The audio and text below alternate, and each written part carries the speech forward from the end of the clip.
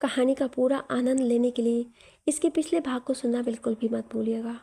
उसका प्लेलिस्ट का लिंक मैं आपको डिस्क्रिप्शन बॉक्स पर दे दूंगी और साथ में कमेंट बॉक्स में पिन भी कर दूंगी, तो आप वहां से भी जाकर सुन सकते हैं। लंदन के सबसे महंगे होटल के सामने दानिश की लग्जरियस कार आकर रुकती है। होटल के गेट के बाहर पहले से ही मीडिया जमा हुई थी, जो शायद बेसब्री से दानिश के आने का ही वेट कर रही थी, क्योंकि दानिश बहुत ही लो प्रोफाइल रहता है। दानिश के उतरने से पहले दानिश के गार्ड्स बाहर आकर सारे मीडिया को कवर कर लेते हैं, जिससे कोई भी उनके बॉस और मैडम की पिक्चर क्लिक ना कर पाए। सबसे पहले दानिश बाहर आता है और उसके बाद दानिश जाकर किसी के साइड वाला डोर खोलता है, जिससे किसी भी संभल कर बाहर आ जाती है। दानिश किसी का हाथ पकड़ उसके साथ अंदर जाने लगता है। वहीं मीडिया एक बार फिर से निराश हो जाती है कि वो फिर से दानिश को अपने कैमरे में कैप्चर नहीं कर पाए। होटल के बड़े से हॉल के अंदर डिम लाइट्स थी और बहुत ही सॉफ्ट म्यूजिक चल रहा था। मोस्टली लोगों ने ब्लैक कलर के ही कपड़े पहने थे, शायद ब्लैक थीम होगा आज की पार्टी का। कृषि वहाँ पर हर एक चीज़ को बहुत ही गौर से देख रही थी। पार्टियों में तो वो बहुत बार आई, मगर ऐसी पार्टी में पहली बार आई थी। वो अंदर से काफ़ी एक्साइटेड भी थी और उसे थोड़ा डर भी लग रहा था। कुछ कदम ही दोनों चले होंगे कि दो वेटर एक प्लेट लेकर उनके सामने आ जाते हैं। उनकी प्लेट्स में मास्क थे, फैंसी मास्क, जो कि पार्टी की थीम थी। दानिश ने एक कपल मास्क उठाया, एक किसी को दिया और एक खुद लगा लिया। दोनों ने मास्क लगाया और आगे की ओर बढ़ गए। दानिश किसी को अपने साथ के एक टेबल के पास लेकर गया। दानिश, यहाँ बैठो। किसी बैठ जाती है। दानिश चुपकर, behave like a good girl. इसके साथ उसके गाल पर एक छोटी सी किस की।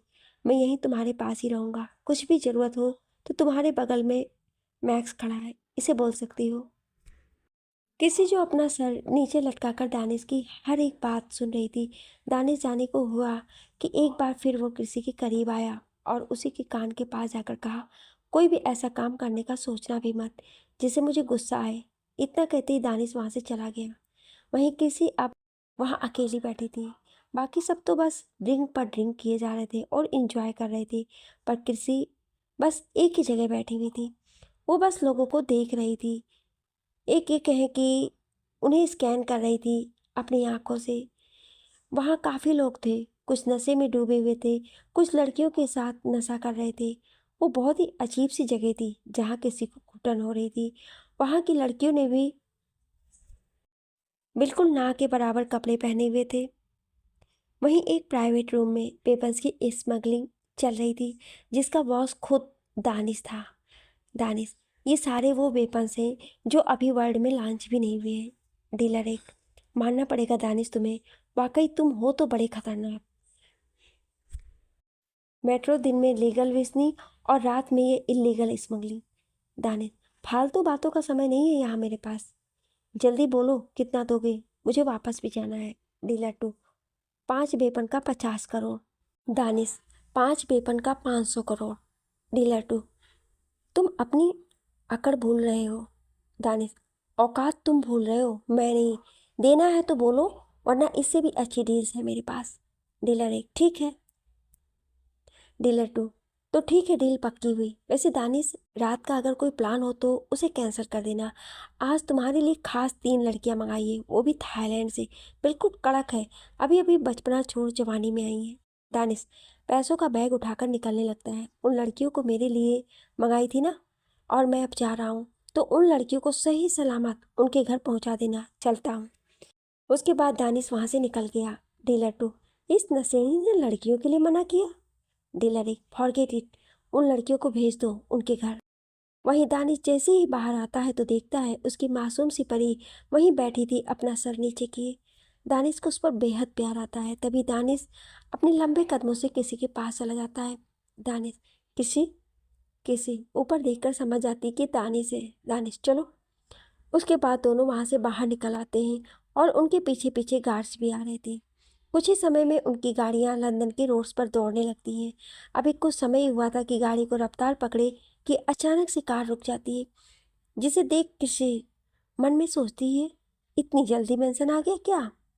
दानिश अपने साइड का डोर खोलता है और बाहर आ जाता है, और वहीं किसी के साइड का डोर एक गार्ड आकर खोलता है, जिससे वो भी बाहर आती है और बाहर आकर देखती है कि वो लोग एक मशहूर रेस्टोरेंट के बाहर खड़े हुए थे। इस रेस्टोरेंट में किसी एक बार आई थी अपने कॉलेज दोस्तों के साथ। किसी अभी यही सोच ही रही थी कि उसे दानिश की आवाज़ सुनाई देती है, चले किसी, हाँ। दोनों आगे बढ़ते हैं और रेस्टोरेंट की टेबल के पास चले जाते हैं। दानिश एक जेंटलमैन की तरह किसी के बैठने के लिए चेयर निकालता है और खुद भी उसके सामने वाली चेयर पर बैठ जाता है।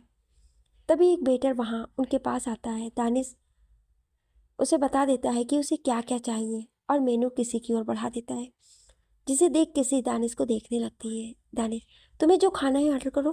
किसी, मुझे वो। दानिश वेटर से, मैम के लिए एक प्लेट नूडल्स ले आओ और एक कोक। किसी, हाँ। वेटर मेनू लेकर वहाँ से चला जाता है। वहीं किसी को वहाँ बैठना बहुत ही असहज महसूस कर रहा था। दानिश किसी की असहजता देख उससे पूछता है, इज एवरीथिंग ऑल राइट? किसी, मुझे वॉशरूम जाना है। दानिश, तो पहले क्यों नहीं बताया? कम। दानिश किसी को खुद अपने साथ ले गया और लेडीज वॉशरूम में उसे जाने के लिए कहा। किसी अंदर चली गई और कुछ ही समय में बाहर आ गई। दोनों वापस जाकर टेबल पर बैठे और कुछ ही देर में उनका डिनर आ गया। दोनों ने खाना खाया और फिर घर जाने के लिए निकल गए। कार में दानिश किसी को ही देखे जा रहा था, जिसे किसी को काफी अजीब लग रहा था। किसी बिल्कुल विंडो के बगल में बैठी थी, वहीं दानिश उसे देखकर मन ही मन हंस रहा था। उसकी हरकतें ही ऐसी थी। कुछ ही देर में उनका मेंशन आ गया। किसी जल्दी से कार से उतरकर अंदर भाग गई। दानिश उसे देखता ही रह गया। ये जल्दी सी लड़की न जाने कब उसके दिल में अपनी जगह बना ली। कृषि दौड़ते हुए अपने रूम में गई और जल्दी से डोर बंद करके दरवाजे के पीछे खड़ी हो गई और जोर जोर से सांसें लेने लगी, क्योंकि उसे दानिश की वो नशीली आंखें देखी नहीं जा रही थी। कुछ टाइम बाद किसी वॉशरूम में जाकर फ्रेश होती है और चेंज कर बाहर आती है। जैसे ही वो बाहर आती है तो सामने उसे बेड पर दानिश बैठा हुआ था, जो कि सिर्फ इस वक्त ट्राउजर में था। उसके सिक्स पैक एब्स साफ साफ नजर आ रहे थे। उसकी परफेक्ट से बॉडी को देखकर किसी का भी मन डोल जाए। वहीं दानिश आराम से बैठकर किसी को ही देख रहा था, जो इस वक्त सिर्फ एक लॉन्ग वाइट शर्ट में थी। उसकी गोरी गोरी टांगें साफ दिख रही थी, जो दानिश को खुद पर काबू खोने के लिए काफी थी। दानिश बेड से उठकर किसी की तरफ जाने लगता है। वहीं किसी दानिश को अपनी तरफ आता देखकर डर जाती है और डर से अपनी आंखें भींच लेती है और कसकर अपनी पहनी हुई शर्ट को मुट्ठियों को पकड़ लेती है। धीरे धीरे करके दानिश किसी के पास आ जाता है और उसके करीब खड़े होकर उसके चेहरे की बनावट को देखने लगता है। सच में ये लड़की थी तो बहुत सुंदर। शायद उसने इस लड़की से खूबसूरत कोई भी लड़की अब तक नहीं देखी थी। उसकी वो आंखें जिनमें वो बिना पलक झपकाए देख सकता था, वो पतली नाक और सबसे अच्छे उसके होंठ, बिल्कुल किसी चेरी की तरह लाल और सॉफ्ट। कुछ देर देखने के बाद दानिश किसी पर लगभग पड़ता है और उसके लिप्स को किसी भूखे भेड़िए की तरह चूसने लगता है। वहीं किसी, जिसने अब तक अपनी आंखें तो नहीं खोली थी, मगर उन आंखों से अब आंसू बहने लगे थे। उसके आंसू दानिश के चेहरे को भिगा रहे थे, मगर दानिश तो जैसे को समझ ही नहीं पाया। उसे शायद किसी के हाथ के अलावा कुछ नहीं सूझ रहा था, यहाँ तक कि किसी भी नहीं। दानिश किसी को गोद में उठाकर बेड पर लेटा देता है। इस बीच दानिश ने एक सेकंड के लिए भी किसी के लिप्स नहीं छोड़े थे। वो लगातार उसे किस किए जा रहा था। वहीं किसी की आंखों से भी लगातार आंसू बह जा रहे थे। अब किसी को सांस लेने में दिक्कत होने लगी थी तो वो दानिश को धक्का देने लगती है, मगर दानिश को कोई फर्क नहीं पड़ रहा था। उसके सामने एक छोटी सी बच्ची क्या ही लग रही थी। जब दानिश किसी से अलग नहीं होता तो किसी अपने हाथ पैर चलाने लगती है। वो अपने नाखूनों से दानिश को पीठ और कंधे पर चुभा रही थी, ये कहें खरोच रही थी। अब जाकर कहीं दानिश को होश आया और उसे लगा, मगर अभी भी वो सिर्फ अपने उसके होठों से अलग हुआ था। दानिश अब किसी के गले में आ चुका था और उसे वहां भी किस कर रहा था, मगर ये किस पहले वाले किसी से काफी सॉफ्ट थी। वहीं किसी गहरी गहरी सांसें ले रही थी। उसके अलावा वो कर भी क्या सकती थी। कुछ देर बाद दानिश अलग हुआ और वहीं किसी के बगल में ही पीठ के बल लेट गया और गौर से सीलिंग की तरफ देखने लगा। वहीं किसी वहां से एक कोने में सिमट गई और रोते रोते ना जाने कब उसकी आंख लग गई। कुछ देर में दानिश उठा और उसी रूम के वॉशरूम में चला गया। उसने शावर ऑन किया और उसके नीचे खड़ा हो गया। शायद वो इस ठंडे पानी से अपने अंदर की गर्मी को शांत कर रहा था। शावर लेकर जब दानिश आईने के सामने खड़ा हुआ तो उसे अपने कंधों पर निशान दिखाई दिए। उन पर हाथ रखते ही उसके होठों पर एक जहरीली मुस्कान तैर गई। उसे अच्छे से याद है कि जब एक लड़की ने उसकी बॉडी पर ऐसे ही नाखूनों के निशान बनाए थे तो उसने उस लड़की को मार दिया था, एक बेदर्द मौत दी थी। पर आज, क्या आज भी वो ऐसा ही करेगा? दानिश, नहीं, तुम्हारा टच ही अलग है। तुम्हारा टच करना भी ऐसा लगता है जैसे एक हवा की लहर मुझे छू के निकली हो। कुछ देर में दानिश वाशरूम के बाहर आता है और चेंज करके किसी के बगल में लेट जाता है, पर इतने बड़े बेड पर किसी एक कोने में सिमटी हुई थी। दानिश उसे आहिस्ते से उठाता है और अपने बहुत पास लिटाकर उसे कडल करके सो जाता है। ऐसे ही शांति से रात बीत जाती है, मगर क्या पता कल के दिन कौन सा तूफान आ जाए। किसी आराम से सो रही थी कि तभी कोई डोर खोलकर अंदर आ जाता है, मगर किसी को इस बात की भनक नहीं थी। जो अंदर आया था वो एक मेड थी। मेड अंदर आकर किसी के साइड में बैठ जाती है और उसे प्यार से उठाने लगती है। मेड, किसी उठो, सुबह हो गई। ज़्यादा समय ना लेते हुए किसी फौरन उठ जाती है और उठते ही एक सवाल पूछती है जो वो पिछले 4 दिनों से पूछ रही थी, क्या दानिश आ गया? मेड ने निराशा के साथ ना में सिर हिला दिया।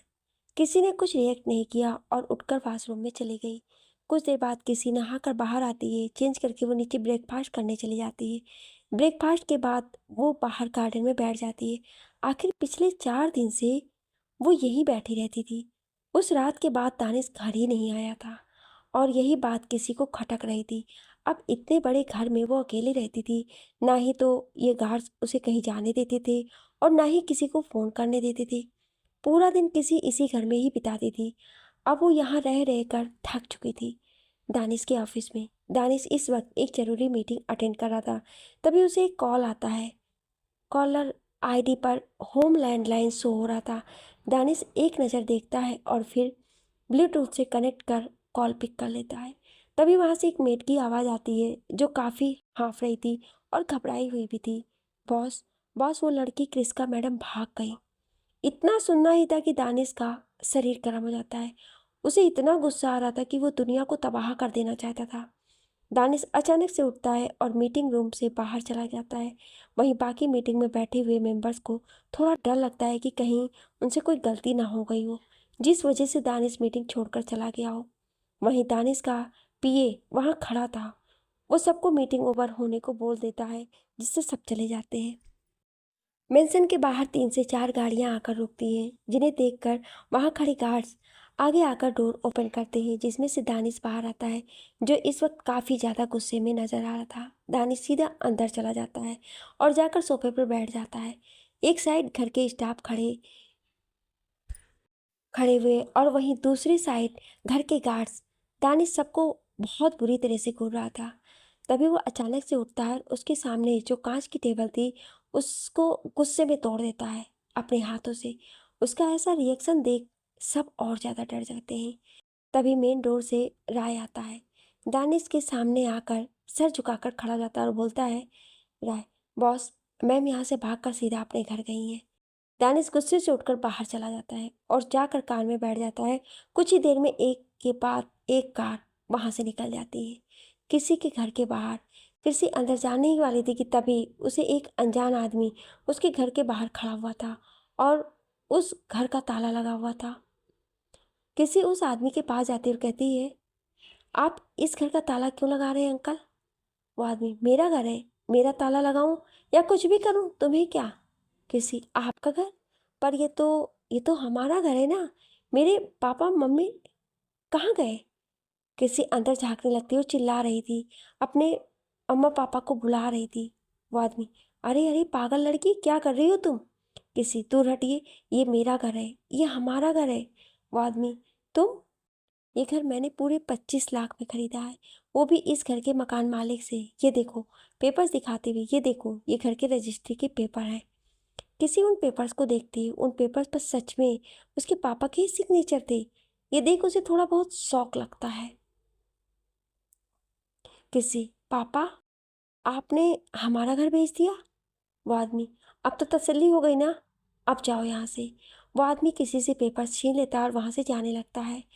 उसे जाते हुए आदमी को देखती है और तभी उसके दिमाग में एक बात याद आती है और वहाँ से भागकर उस आदमी के पास जाती है। सुनिए सुनिए अंकल, क्या आप बता सकते हैं कि ये घर किसने बेचा है और वो कहाँ गए? वो आदमी, अरे मुझे नहीं पता कि वो कहाँ गए, और मुझे पता भी होगा तो भी नहीं बताऊंगा।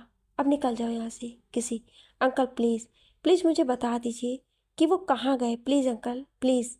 वो आदमी, अच्छा ठीक है बताता हूँ। वो लोग शायद स्विट्जरलैंड गए हैं, लेकिन उनका एड्रेस नहीं पता है मुझे। किसी, आपके पास उनका नंबर तो होगा ना? वो आदमी, हाँ है तो। किसी, प्लीज़ मुझे उनसे एक बार बात करने दीजिए। वो आदमी कुछ सोचते हुए, ठीक है लेकिन सिर्फ 2 मिनट। किसी, हाँ बस 2 मिनट।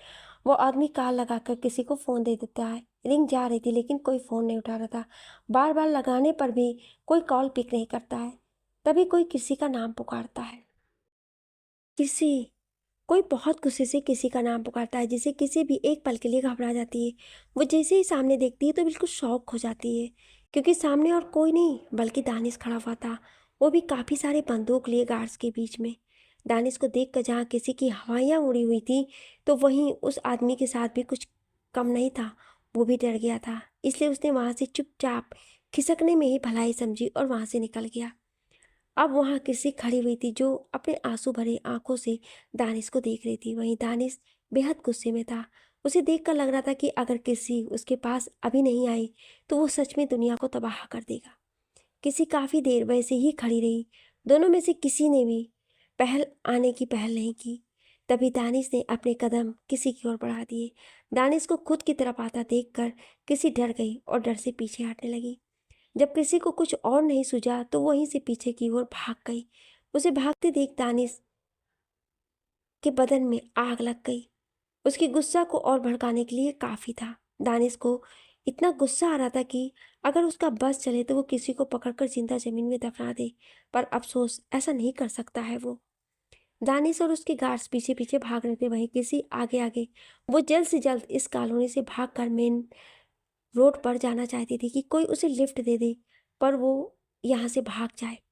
करीब आधा घंटा हो गया उन सबको भागते हुए, लेकिन उनमें से आज कोई भी रुकने का नाम नहीं ले रहा था। हर बार के मुकाबले किसी इस बार कुछ ज़्यादा ही तेज भाग रही थी, जिससे किसी भी हैरान थी, मगर अब तो थक चुकी थी। किसी अभी भी भाग रही थी, तभी उसकी नज़र सामने गई जहाँ उसे मेन रोड नज़र आ रहा था। किसी की आंखों में चमक आ गई और वो एक बार रुकी और पीछे देखा जहाँ वो दानिश और उसके आदमी खड़े उसे ही देख रहे थे। किसी उन्हें देखते हुए आगे भागी और दानिश के गार्ड्स भी भागे। दानिश वहीं खड़ा हुआ ये सब देख रहा था। उसने एक सिगरेट निकाली और उसे जलाने लगा। तभी एक बहुत जोर की आवाज़ आई, जिससे दानिश ने सामने देखा तो वो सन्न रह गया। एक ट्रक ने किसी को टक्कर मार दी और वो हवा में उछलते हुए जाकर गिरी। वहां खड़े गार्ड्स भी थर थर कांप रहे थे कि अब इनका क्या होने वाला है। वहीं दानिश के मुंह से उसकी सिगरेट छूट कर नीचे गिर गई और वो भागते हुए किसी के पास आया जो जमीन पर निढाल पड़ी हुई थी। उसके सिर से काफ़ी खून बह रहा था। उसकी आंखें धीरे धीरे बंद हो रही थी। आखिर में उसकी आंखें बंद हो गई और दानिश उसे देखता रहा। हॉस्पिटल के सामने दानिश की 6-7 कार्स आकर रुकी और एक एम्बुलेंस भी रुकी। एम्बुलेंस में से डॉक्टर और स्ट्रेचर पर लेटी हुई किसी बाहर आए। वो सब अंदर चले गए और ऑपरेशन थिएटर में जाकर किसी को इलाज करने लगे। पूरे हॉस्पिटल में दानिश के आदमी फैल गए। दानिश ऑपरेशन थिएटर के बाहर बैठा था। उसकी आंखें इस वक्त लाल थी। उसकी वाइट शर्ट पर खून लगा हुआ था। उसकी आंखों में बेतहासा आंसू थे जो कभी भी बाहर आ सकते थे, मगर दानिश उन्हें बाहर आने नहीं देगा। टाइम बीत रहा था और टाइम के साथ साथ दानिश का सब्र भी। जब से वो डॉक्टर और किसी ओटी के अंदर गए हैं, कोई भी बाहर नहीं आया। इस बात का दानिश को गुस्सा आ रहा था और उससे अब सब्र भी नहीं हो रहा था। रात के 8 बजे ओटी के रूम का डोर खुलता है। उसमें से 2 डॉक्टर बाहर आते हैं जो आपस में कुछ बात कर रहे थे। तभी एक डॉक्टर आगे आकर कहता है, पेशेंट के साथ कौन है? दानिश आगे आ जाता है, जिससे वो डॉक्टर समझ जाते हैं। डॉक्टर, वो लड़की आपकी क्या लगती है? दानिश थोड़ी देर सोचने के बाद, she is my wife. Doctor, okay. आपकी वाइफ के सर पर एक गहरी चोट लगी है, जिस वजह से हो सकता है कि उनकी याददाश्त चली जाए या ना भी गई हो। ये तो हम उनके उठने के बाद ही पता चलेगा। दानिश, वो कब तक होश में आ जाएंगी? डॉक्टर, अभी हम इस बारे में कुछ नहीं कह सकते हैं, बट 24 आवर्स उन्हें अंडर ऑब्जर्वेशन में रखना होगा। दानिश, जो करना है करो, लेकिन अगले 24 घंटे में मुझे वो ठीक ठाक बिल्कुल सही सलामत मेरे सामने चाहिए, वरना तुम और तुम्हारा यह हॉस्पिटल इस धरती पे कहीं नजर नहीं आएगा। Do you get that? Doctor डरते हुए, सर लेकिन। दानिश, काम करो जाकर अपना, समय बर्बाद करने से कुछ नहीं होगा। इतना सुनते ही वो डॉक्टर्स वहाँ से रफू चक्कर हो जाते हैं। वहीं दानिश ओटी के बाहर खड़े होकर वहीं कांच के आगे से अंदर लेटी किसी को देख रहा था। तभी दानिश के पास राय आ जाता है। राय, सर वो ट्रक ड्राइवर मिल गया है, उसका क्या करना है? दानिश, जो सबके साथ होता है वही उसके साथ होगा, किल हिम। राय, ओके सर। दानिश, किसी के घर काम करने वाली केयर टेकर को बुलाओ। राय, ओके सर। इतना कहने के बाद दानिश वहाँ से चला जाता है और हॉस्पिटल में दानिश के गार्ड्स थे और खुद कृषि, जो बेड पर आराम से चैन से बेहोश थी। 4 दिन बाद हॉस्पिटल के सबसे वीआईपी वार्ड में कृषि इस वक्त लेटी हुई थी। एक डॉक्टर उसके पास खड़े हुए थे जो उसका चेकअप कर रहे थे। वहीं उनके ठीक बगल में एक लेडी खड़ी हुई थी जिनकी उम्र यही कोई 34-35 की होगी। वो थी आयशा, किसी के घर की पुरानी केयरटेकर, और अब से वो किसी के साथ 24 घंटे रहती थी। किसी को होश 2 दिन पहले ही आ गया था। वो अब पहले से काफ़ी ज़्यादा ठीक हो गई थी। उसे हाथ पैरों पर जो जख्म थे वो अब काफ़ी ठीक हो गए थे। बस एक सर पर चोट लगी थी जो ज़्यादा तो नहीं पर ठीक थी। आज 4 दिन हो गए थे। इन 4 दिनों के एक बार भी दानिश किसी से मिलने ना आया और ना ही इन 4 दिनों में किसी ने अपने मुंह से एक शब्द बोला। डॉक्टर, अब आप पहले से बेटर हैं। मिसेज ओबेरॉय, आप घर जा सकती हैं। आज शाम को आप अपने हस्बैंड को बुला लीजिए, वो कुछ फॉर्मेलिटीज़ पूरी कर देंगे, उसके बाद आप अपने घर रेस्ट करिए। हस्बैंड? वर्ड सुनकर किसी को झटका लगता है। तभी वो डॉक्टर की तरफ देखकर कहती है, मेरे हस्बैंड? कौन है? डॉक्टर, अरे आप भूल गई क्या? जो आपको अभी डॉक्टर इतना ही बोल पाए थे कि उसकी बात काटते हुए दानिश अंदर आता है और कहता है, मेरी बीवी मुझसे नाराज़ है। उसने नाराज़गी दिखाने का ये नया तरीका अपनाया है। ग्रेट। कृषि अपनी नज़रें साइड कर दानिश को देखती है। एज ए यूजुअल वो आज भी हैंडसम लग रहा था। White shirt with grey trouser, उस पर उसके बिखरे बाल कहर ढा रहे थे। किसी ने जल्दी ही अपनी नज़रें दानिश से हटा ली और नज़रें नीचे करके बैठ गई। वहीं दानिश ने भी किसी को देखा और उसके बाद डॉक्टर से बात करने लगा। कुछ देर यूं ही बात करने के बाद वो डॉक्टर वहाँ से चले गए। दानिश, मिस आयशा, किसी के कपड़े चेंज करिए, थोड़ी देर में हमें निकलना है। Ayesha, yes sir. किसी धीरे से डरते हुए, मुझे नहीं जाना है। दानिश, क्या कहा? किसी, मुझे। दानिश, मैंने तुम्हारी उस बेतुकी हरकत के लिए कुछ कहा नहीं है, यही बहुत बड़ी बात है समझो। जल्दी से चेंज करवाओ और चलो। किसी, मुझे नहीं जाना है, मुझे मेरे मम्मा पापा के पास जाना है। आपने उन्हें कहाँ भेज दिया है? क्यों कर रहे हैं आप मेरे साथ ऐसा? मुझे मेरे घर जाने दीजिए प्लीज़, मैं आपके आगे हाथ जोड़ती हूँ, प्लीज़ जाने दें मुझे। किसी बोलते बोलते रोने लगी। दानिश को उसकी ये गिरते हुए आंसू बहुत ही ज़्यादा बुरे लग रहे थे। उसे गुस्सा आ रहा था जिस वजह से उसके हाथों की नसें उभरने लगी थी। जिसे देखते हुए आयशा को दानिश से डर लगने लगा था और उससे भी ज़्यादा डर तो उसे किसी के लिए लग रहा था कि ना जाने अब ये आदमी इस मासूम सी बच्ची के साथ क्या करे। दानिश गुस्से से आगे आता है और किसी के सामने खड़ा हो जाता है। दानिश को खुद के पास आता देख किसी को लगता है कि शायद दानिश उसे अब थप्पड़ मारेगा, और यही आयशा को भी लगता है, जिसे दोनों ही अपनी आंखें बंद कर ली। काफ़ी समय बाद जब कोई आवाज़ नहीं आती है तो दोनों अपनी आंखें खोलती हैं और देखती हैं कि जिस बेड पर कृषि लेटी हुई थी उसी बेड पर दानिश बैठा था और अपनी शांत नज़रों से कृषि को देख रहा था। कृषि भी उसे अपनी भीगी हुई पलकों से देखने लगती है। उसे कोई नज़र आ रही थी कि दानिश पिघल गया है उसकी बातें सुनकर, और हो सकता है कि वो उसे जाने दे, मगर उसकी ये आस तब टूटी जब दानिश की बातें किसी के कानों में पड़ी। स्लैब का मतलब जानती हो? किसी बड़ी ही अजीब नज़रों से दानिश को देख रही थी और समझने की कोशिश कर रही थी कि आखिर ये आदमी क्या कहने की कोशिश कर रहा है। दानिश आगे बोलता है, स्लैब, स्लैब यानी गुलाम। गुलाम यानी वो इंसान जिससे हम जो भी कहेंगे वो सब करेगा। किसी, आप? किसी कुछ कहने ही जा रही थी कि दानिश उसे रोक देता है और आगे बोलता है, आई नो, अब तुम सोच रही होगी कि मैं तुम्हें ये क्यों बता रहा हूँ, तो मेरी बात अब ध्यान से सुनो। वो होटल की रात तो याद होगी ना, हमने साथ गुजारी थी। तुम्हें लगा था कि तुमने अपने घर वालों को उस रात के लिए कोई बहाना बना दिया होगा। क्या वो मान गए? ना ना, वो तुम्हारी बातों से सहमत नहीं थे। उन्होंने खुद इन्वेस्टिगेट किया उस बारे में, और जब सच्चाई उनके सामने आई तो वो खुश हुए, काफ़ी खुश हुए। उसके 2 दिन बाद वो मेरे पास आए और मुझे एक डील ऑफर की। पता है वो डील क्या थी? किसी की ओर देखती हुई, वो डील थी कृष्का। कृष्का की नीलामी। तुम्हारे पेरेंट्स ने तुम्हें बेच दिया, मुझे वो भी पूरे 50 करोड़ में। कृषि ये सुनते ही जैसे किसी सदमे में चली गई। उसे यकीन नहीं हो रहा था कि ये सब सच में सच है। उसके सर से आसमान चला गया था और पैरों से जमीन। उसका सर चकरा रहा था। उसके सर में अचानक से दर्द हुआ। उसने अपना हाथ बढ़ाया पानी उठाने के लिए, मगर वो ना उठ सकी और दर्द से तड़प कर वहीं बेड पर गिर गई और बेहोश हो गई। दानिश के पर्सनल विला में बेड पर किसी लेटी हुई थी। वो अभी भी बेहोश थी। उसके पास एक नर्स खड़ी थी। वहीं पास में ही आयशा हाजी बैठी हुई थी, जो किसी के कपड़े उसकी कबर्ड में लगा रही थी। वहीं स्टडी रूम में बैठा दानिश इस वक्त स्मोक कर रहा था और किसी गहरी सोच में डूबा हुआ था। तभी उसकी जहन में कुछ बीती हुई बातें याद आने लगती हैं। फ्लैशबैक। कुछ समय पहले हॉस्पिटल में दानिश और एक सीनियर डॉक्टर इस वक्त आमने सामने बैठे हुए थे। डॉक्टर बैठकर किसी की फाइल रीड कर रहे थे।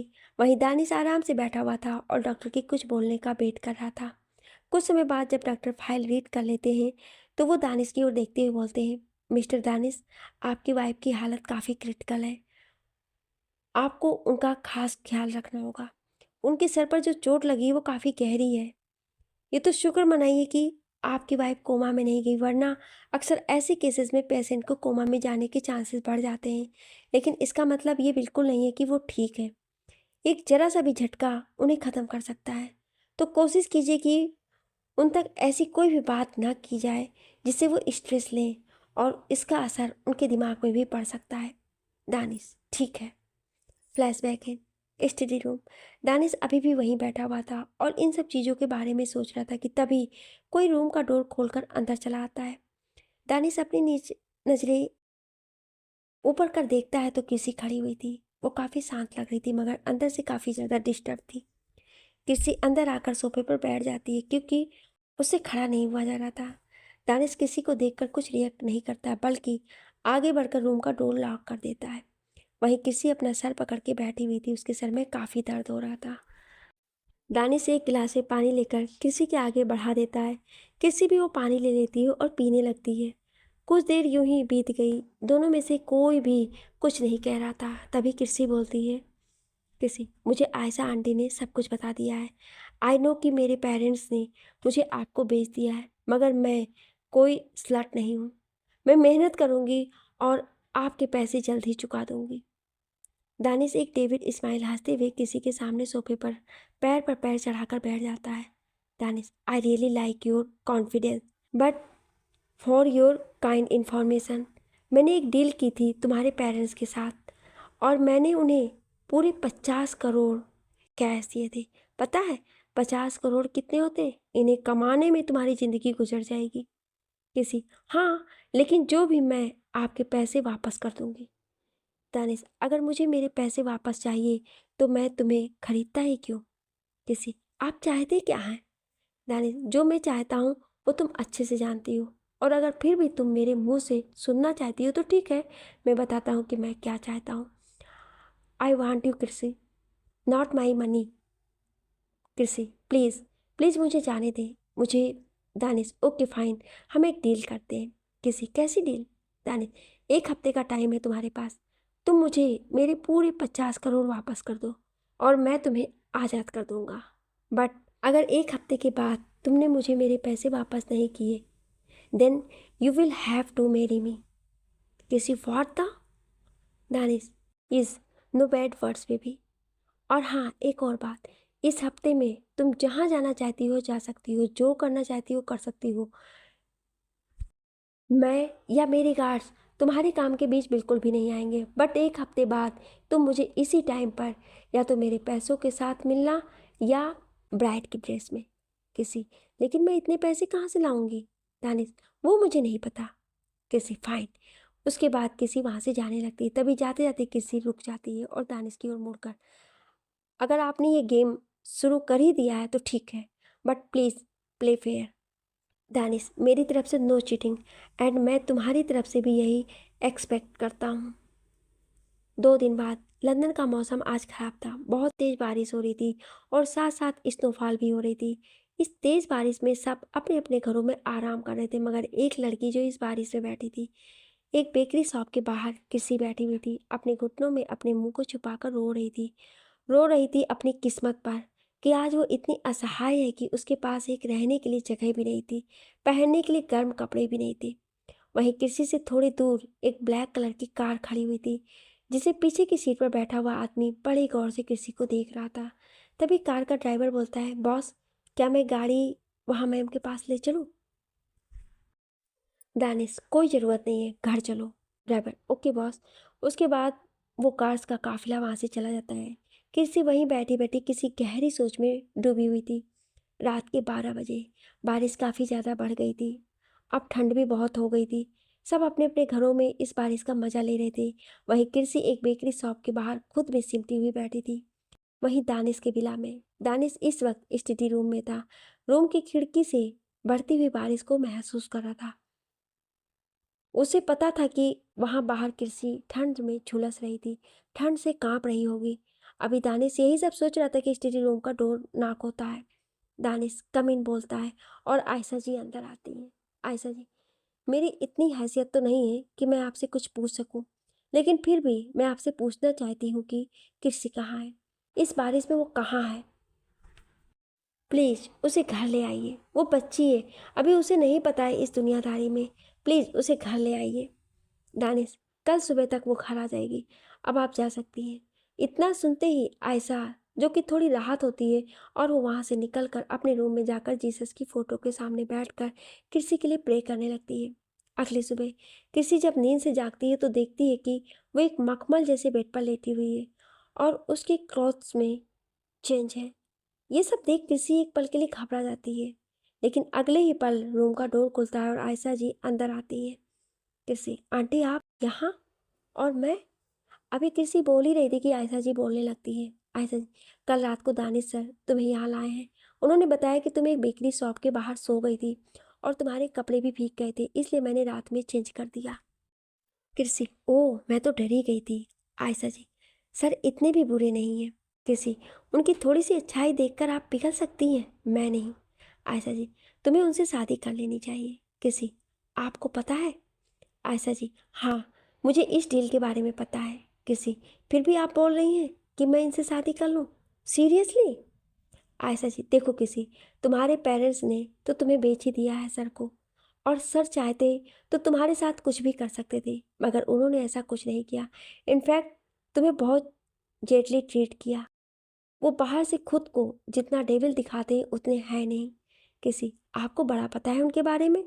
आयशा जी, हाँ, क्योंकि मैं इंसानों की पहचान करना जानती हूँ। कृषि, आयशा जी, अच्छा चलो ये सब छोड़ो, अब ब्रेकफास्ट कर लो।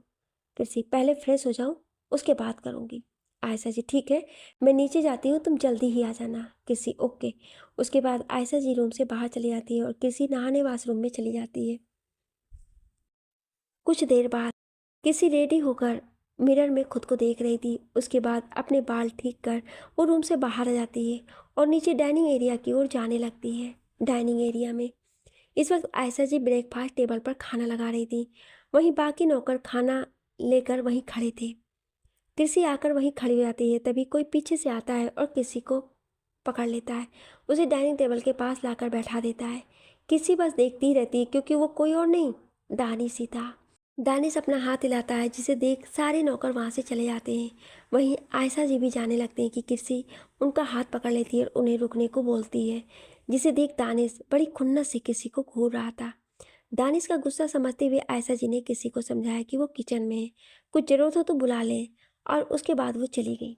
अब डाइनिंग एरिया में सिर्फ दानिश और कृषि ही बचे थे। कृषि आराम से अपनी प्लेट में ब्रेकफास्ट सर्व करती है और धीरे धीरे खाने लगती है।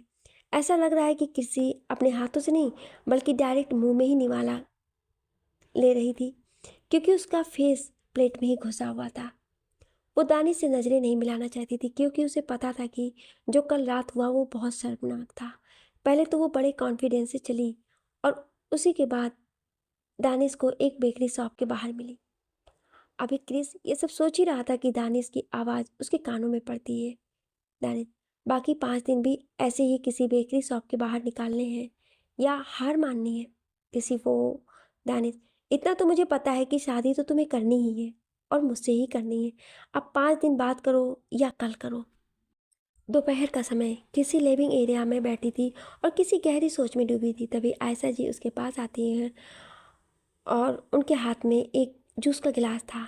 आयशा जी वो गिलास सामने रखी कांच की टेबल पर रखती हैं और किसी के कंधे पर हाथ रखती है, जिसे किसी अपनी सोच से बाहर आती है और आयशा जी की ओर देखने लगती है।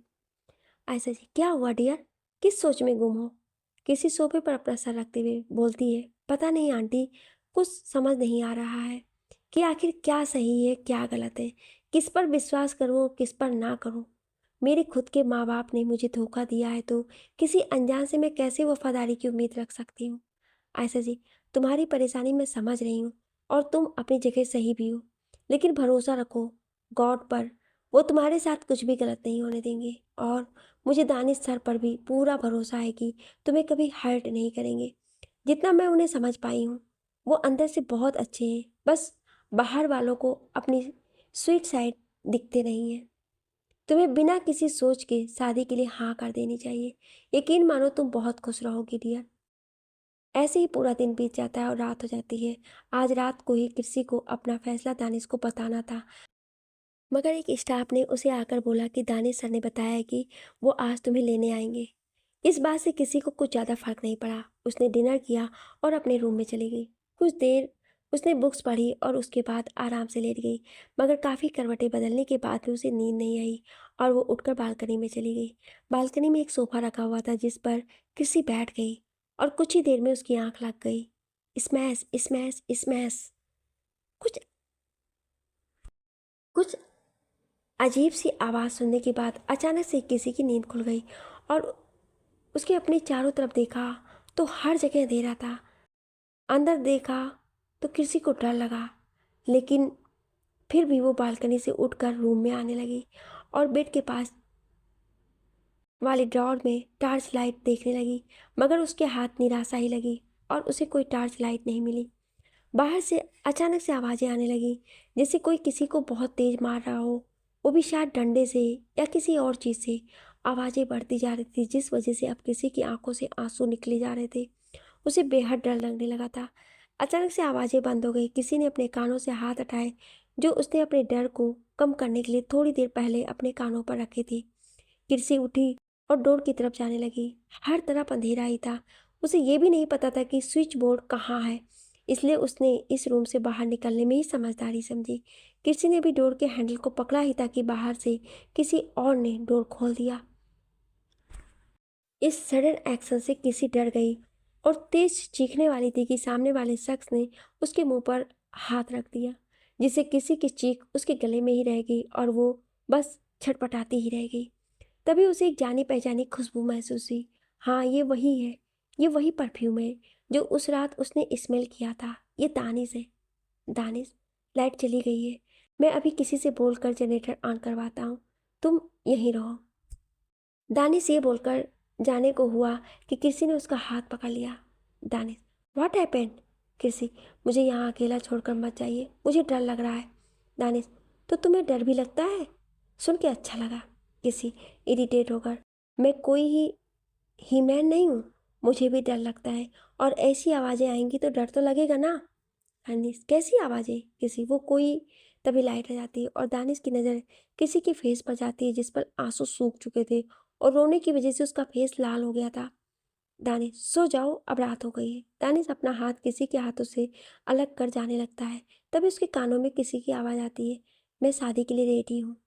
ये बात सुन दानिश रुक जाता है और किसी को आर यू श्योर वाला लुक देता है। किसी, मैं सच में शादी के लिए रेडी हूँ। दानिश एक स्मारक देता है और वहाँ से चला जाता है। किसी अपने रूम में वापस आती है और वॉशरूम में चली जाती है। वहीं सामने लगे मिरर में खुद को देखकर, मैं कुछ गलत तो नहीं कह रही? वहीं दानिश के रूम में दानिश इस वक्त शावर ले रहा था।